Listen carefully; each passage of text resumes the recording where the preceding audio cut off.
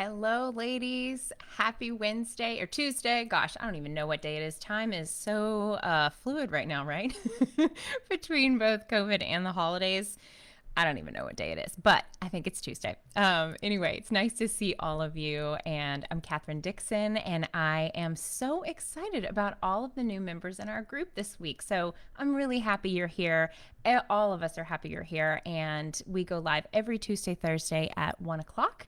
And these videos are something that you can reference again and again for your own kind of training and just to kind of help you as far along on the food freedom process. So today I want to talk about something really, really transformative. And this is something that honestly, I don't hear anybody else really talking about in the way that I do. So this is something that I discovered through my own food freedom journey.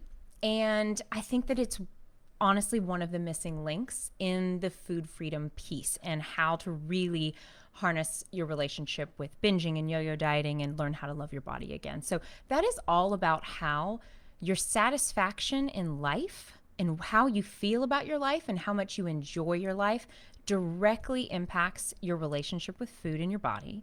And then also how you feel about food in your body directly impacts your quality of life and the kind of life experiences that you have. So I know that all of you probably, if you really dig down deep, can feel this intuitively, right? This is that when you don't love something about your life. It's obvious. And so when that happens, you're directly turning to food to cope. Am I right? You have a super stressful day at work. And so you come home and you're like, you know what? I'm exhausted. I just can't. I'm going to drink a bottle of wine and eat a pizza, right? Or, thinking about, really feeling worried about something, whether it has something to do with your own health, the health of, your family members, worrying about your future, what's going to happen if XYZ, right? That can also cause you to cope and need food. I mean, there's so many reasons that you eat, right? You can eat because you're happy. You can eat because you're sad. You can eat because you're lonely. You can eat because you feel uncertain, unsafe, unseen. You can eat because you feel rejected. I mean, the list goes on and on, right? But the thing is that when you're talking about really changing your relationship with food and stopping binging and stopping yo-yo dieting and getting to that place of what I like to call food freedom, which is feeling really at peace with yourself and your body, getting to live in a body size that you love and that you feel really good about, being able to eat the foods that you love and not be worried that you're going to go into a binge or on a kind of treat yourself spree, just being able to have the foods that you want, enjoy them, and then kind of move on with your life where it doesn't have to be this whole back and forth, super complicated thing that you're thinking about all day, every day. That is what food freedom means, right?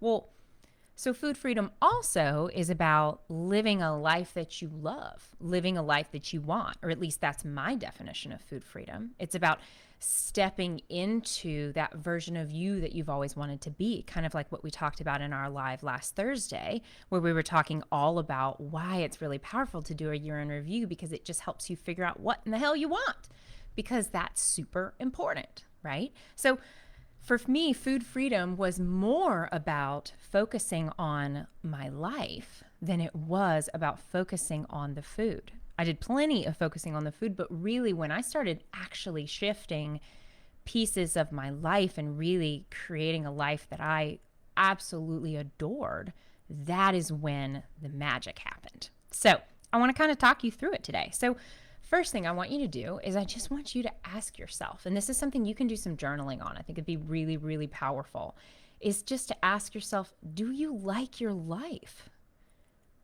Are you really happy? What do you think that you need, or what do you want that would really make a huge difference in your day-to-day, that would help you feel more comfortable in your skin, more at peace with yourself and your body, more happy, where you would wake up every day feeling good, feeling like I'm on purpose. things are good. I'm doing well. And a lot of us are really, it can be really scary, right? To even let yourself kind of go there in your mind, especially when you are someone who has had a lot of trauma and a lot of really hard things in life, which most women who struggle with their relationship with food do. There's a reason you've gotten to this place, right? So the thing about it is that, when you're trying to really look at this, you've got to get up in the airplane. So what I always like to say is I want you to look at your life from a 30,000 foot view, right? So I want you to ask yourself questions like, okay, if I get to see everything here, kind of like if you were in an airplane flying over the Midwest and you were to look at like a crop circle or something, or some sort of like area, right? Where things kind of look like a map. I want you to think about the different pieces of your life and how they fit together and how they connect and how they impact your satisfaction. So first things first, as professional women, let's ask the question, how do you feel about your job and your career? Do you feel like you're in a place in your life right now where you're really moving towards your goals? Excuse me. I don't think it's COVID. I've been quarantining hardcore. Okay, excuse me. So, do you feel like in your profession right now, do you feel really good about where you are? Do you feel like you're respected at work? Do you feel like you're heard there and valued for all of the things that you do, the hard work that you put in? Are you feeling like you are on purpose? Okay.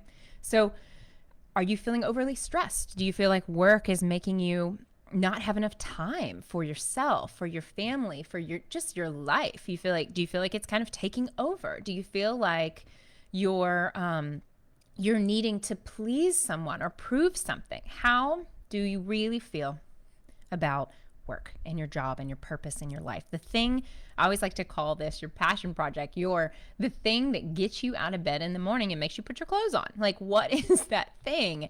And do you feel good about it? So that's step number one, is really looking at how does your work life impact your everything else, your relationship with your body image, your relationship with food, how you're using food to cope or not, your relationship with stress and your relationship with being able to sit down and relax. All of those things really matter, right? So then you've got to look at your relationships themselves, your external relationships. So not just you, talking about how does your relationship with food impact your relationship with your partner? How does it impact your body image and how you show up in the world in interacting with your partner? Do you feel, sexy and confident in yourself, or do you feel like they love you just because they have to? Or they say they're attracted to you, but they don't mean it, right? How does that impact your relationship with your person? Or if you don't have a person and you're out there dating, how does your relationship with your body impact the way you show up on a date? Are you showing up on a date to, be the version of the woman that they want you to be because you want to be loved and you want to be liked? Or are you showing up for your date, feeling shy or apprehensive or wondering why they chose you? Or do you show up for your date fully owning your essence and going, here I am, take it or leave it. I'm freaking awesome, right? My body's beautiful. I love it. I know, and I don't need you to love it as much as I love it because I'm the one that matters the most, right? So those are questions to ask yourself. Then also asking, how about your relationship with your friends? How does that impact your relationship with food, right? So, I remember I used to have very specific friends in my life that I would go and binge with. That was a big one for me. I had friends that I did healthy things with, and I had friends that I would go ham on a giant plate of nachos with, or, drink 4 margaritas and fall out for dead, right? Like, I knew the women that I could go to in my life where I could just let loose, right? And, but it wasn't a healthy relationship, right? I wasn't going to that person for the reasons that I needed to be going to that person. Or do you find that you're not feeling satisfied by your relationships. Maybe you have found yourself in some toxic friendships that are really causing you a significant amount of stress in your life. They are bringing you down. Maybe you're, finding yourself doing well in life and somebody's kind of pulling you back, right? Like, we all know what those friendships look like. Or have you ever thought, does your dissatisfaction with your life impact your friendships? Are you that friend? Are you the one doing that, right? Because the thing is that kind of thing is is fluid, and in really being able to take a hard look. Are you feeling satisfied with the people that you call your people? Yeah.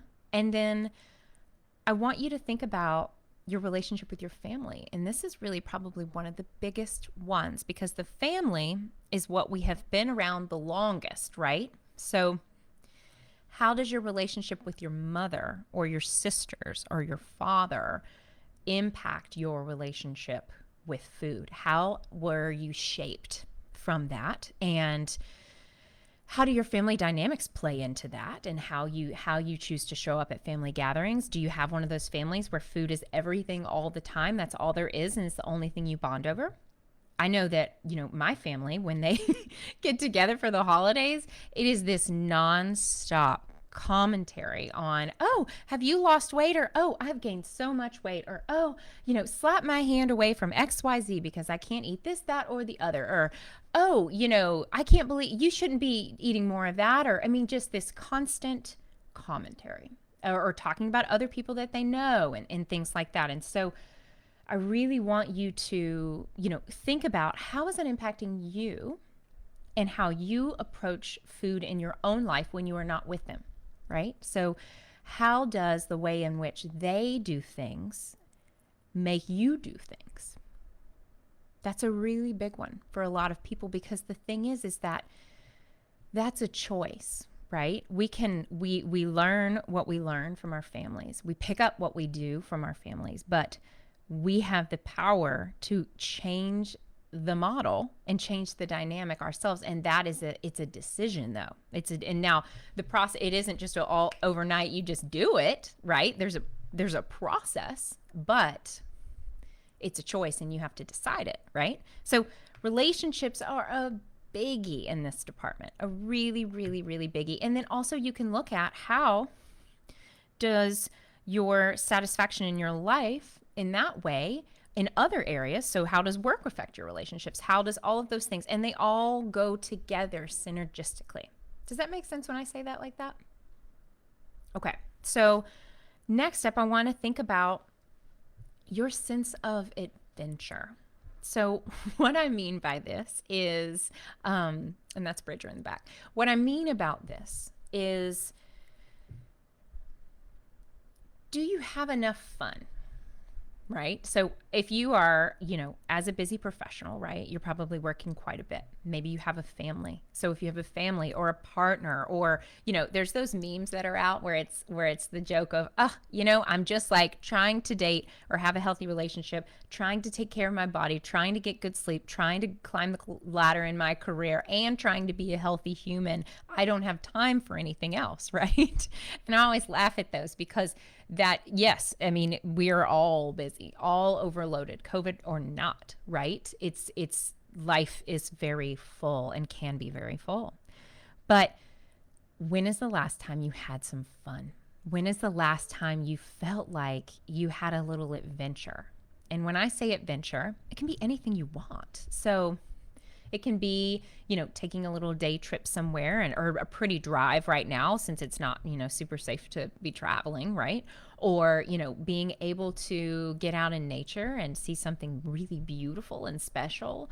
Right now, for at-home adventures, it can be just working on a craft that you love, or doing something that feels really fun, giving yourself an at-home pedicure, or whatever in the heck you want it to be. But do you feel like you are enjoying your life, not just living it, not just feeling like, you're going through the grind in the day-to-day? Because the day-to-day can eat up your entire life if you let it. It is so challenging to break out of that mold, but there is a way to do that. And one of the first things to do is, you've got to kind of really look at, how is your sense of enjoyment and adventure in your life impacting your relationship with food? So if you feel like you're not having a lot of fun in your life and you're not feeling very fulfilled by the things that you do because you're really stuck in your to-do list, how is that making you need food to cope? How is that making you turn to habits and thoughts and behavior patterns that are holding you back? And, when you're really, struggling and you're in that cycle where your inner critic is just killing you, right? You feel like you don't deserve to have fun. You don't have time for that. You're not worthy enough for that, right? And so I want you to really look at how full is your adventure tank right now, right? And then lastly, I want you to think about, are you moving your body regularly? Are you happy and satisfied in your relationship with your body? Are you happy and, satisfied in the movement practice that you do if you are doing one? Or are you doing something just for the sake of aesthetics, right? So years ago, I worked as a personal trainer at a health club here in Washington, and I worked with high-achieving professional women who worked for tech companies. That was kind of my jam, right? So I was working with these women who were really operating at a high level, right? They had no time for themselves, and they said that literally this 1 hour that they had per week to do something, like they had to schedule the appointment in order to be able to ever make it happen at all in their schedule. They had to book out their training session like it was a meeting, right? But what I found more often than not was overwhelmingly these amazing, incredible women that, I can see from the outside how fabulous they are. They hated their lives. They hated their lives, and they hated that they felt so stuck when it came to trying to lose weight and trying to, they felt constantly like they were at war with their body and were really worried that their body was impacting their career and their level of respect at work. And there were these just massive fears and feeling like they had to look a certain way in order to get to where they wanted to go. And it made them truly miserable. So what they would do is they would come to me and they would say, I am on the elliptical for 45 minutes to an hour, 6 days a week, and nothing is happening. I don't understand what's going on. I hate this. I'm miserable. Tell me what to do and I'll do it. I don't want to think about it, right? So I don't care who you are. Nobody wants to sit on the elliptical that damn long. It is boring. Am I right? Or at least I think it's boring. It's like my equivalent of just, absolutely just boring. Now, you may love it, and if you do, knock yourself out. But the point is they hated their routine, and they felt like this is something that they absolutely had to do without fail, because if they didn't, they wouldn't get what they wanted, right? But the thing is, they didn't get what they wanted anyway. So really, what are your expectations around exercise and your relationship with exercise and your body? Are you doing something because you think you have to, because you think it will make you look a certain way or be a certain way? Or are you moving your body in ways that you like? Are you enjoying your exercise routine? Are you kind of shifting your expectations to, this isn't about how I look. This is about how I feel. What is moving my body giving me? Freedom, right? It's giving me freedom. It's giving me kind of helping boost my mood, lower my stress. And what are other ways I could move that aren't the conventional, you've got to be on the elliptical 45 minutes a day, right? Because that's what we were all taught. That's what conventional wisdom says. Just do more cardio, right? But what if you hate cardio? What do you do then? You're doomed to hate exercise forever and never do anything and think that a walk is a waste of time? Well, I'm here to call BS on that. And I know my stuff when it comes to training. So I'm telling you that, really look at, have you tried anything new lately? Have you kind of thought about in the back of your mind, is there another way to move, another way to just kind of feel good in my body that's a little different than what I've done before, maybe outside the norm a little bit? And what would happen if I really enjoyed moving? What would happen if I did that and it had nothing to do with weight loss at all, and I let that go. And I just focused on, does this feel good? Yes or no? Do I like it? Yes or no? Do I want to do it tomorrow? Yes or no? And keep it simple. Keep it really, really simple. Because if you're not doing anything, or you're doing something you hate, that sure is a step in the right direction, right? So this is all something that I really like to call the whole living method. This is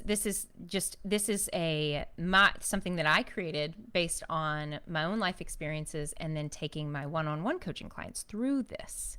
This is a system that really helps you very strategically look at your life. So rather than just kind of, seeing the big picture and then just kind of, throwing a pin at the dartboard and going, let's see what happens. It's really, it's looking at it like a system and going, okay, because, change is hard, and change is, I know you know how that feels. It just can feel like a mountain that you have to climb, or, the old saying, you're eating an elephant.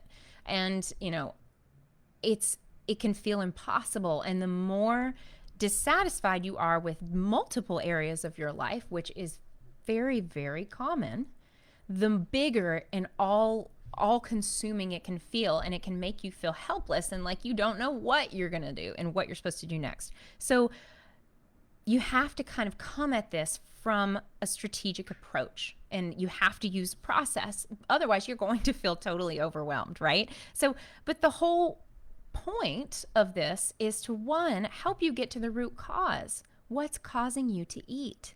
Rather than, a lot of you have probably already dredged into your past and looked deep in there and gone to therapy and, maybe even tried other programs or read books or anything like that. And so you know very well where you got this from, where you picked this up and what caused it. You know that part, right? Most of you do. And if you don't, that's something that's very valuable to do. But this is not about dredging up the past and sitting there and wading through all of your old baggage, right? This is about looking at now, looking at what can you do about it now. Yeah, all those things did happen. All those things did shape you in some form or fashion, kind of like we talked about with the family dynamics earlier in the live. But really, like, you got to move past that, and you have to make a decision to really look at your current situation, right? So by really identifying and uncovering the root cause now, you can use what you know about your past, and you can then understand what's leading you to eat now and figure out how to really strategically change the root rather than hyper focusing on changing food. Because if you just sit there and you live the same life again and again and again, right? And then you go on another diet and then it fails and then you feel terrible, or you try a new exercise routine, you hire a trainer and you do whatever it is. And because these are all things you've done a million times, am I right? And then we wonder why they don't work after 2 weeks, because nothing about the rest of our life has changed. All of those old triggers and stressors are still there. There's all of those old feelings of dissatisfaction are still there. So how on earth can you expect to change your relationship with food, with your body, your weight, whatever it is? How can you change any of that if you don't actually change what's leading you there in the first place? Are you with me? Do you see how this is so completely different than the way that everyone else is talking about this? It's pretty amazing, because actually this is a lot more fun than having to sit there and go on yet another restrictive diet.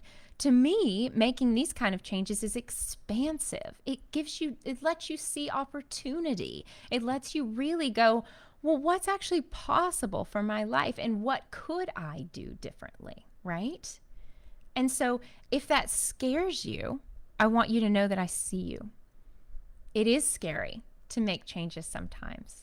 That's why you have to do it in a way where there's a system. Because otherwise, if you just throw everything out, the baby out with the bathwater, like take a wrecking ball to your life and just say, I'm starting over, not everybody's hardwired for that, right? And so if that's not you, don't worry. You don't need to do that at all. Like, please don't.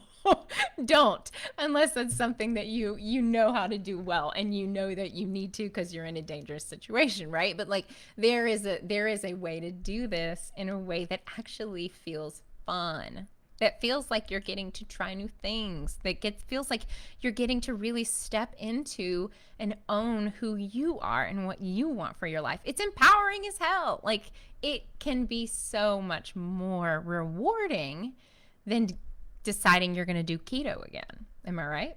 Like, that's not very satisfying. And so this is about more rather than less.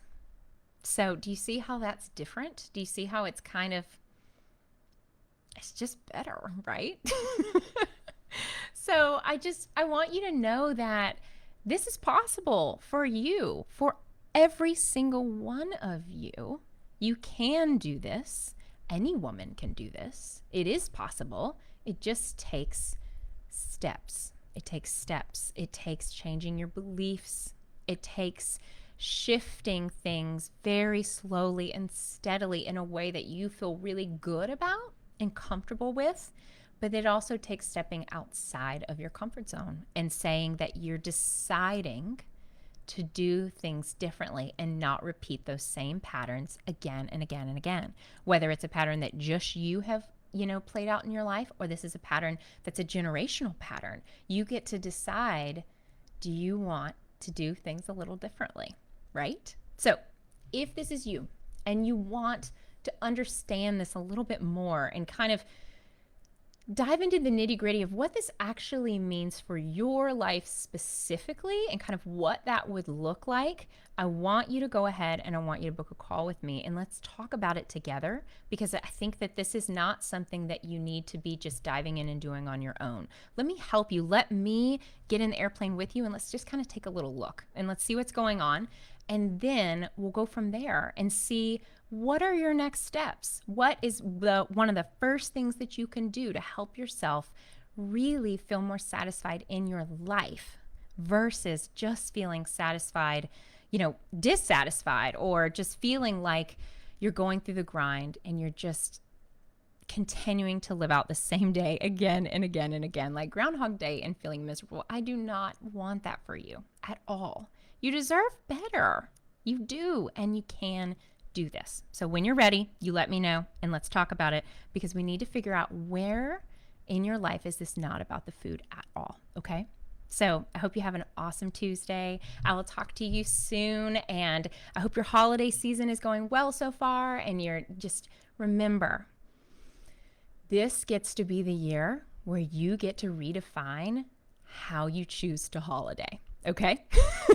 So what I mean by that is this is the year where you get to say, say hashtag COVID made me do it, right? If you want to change up something about your routine, or you want to stop doing something that you don't actually enjoy, or or you want to change a family tradition, girl, now is your year. So jump on it. This is your permission. I want you to do the holidays the way you want to do the holidays this year. Take back and own your holiday season. Okay. So anyway, that is just my little aside. I want you to think about that as you're going through this next week, because I know that, everybody's rushing to get gifts out and do, all of the XYZ. And so anyway, just take a breath and ask yourself, what do you want out of this holiday season? Okay. And I hope you have a great day. I will see you on Thursday. And please feel free to post your distinctions about this live. What were your aha moments? What kind of questions do you have about this? What made sense to you? What didn't make sense? What do you need clarification on? And really let me know kind of what are some of the things you're excited about doing and changing and thinking about differently because of the way that we talked about this in a different way? Have you ever approached it this way before? Or have you ever,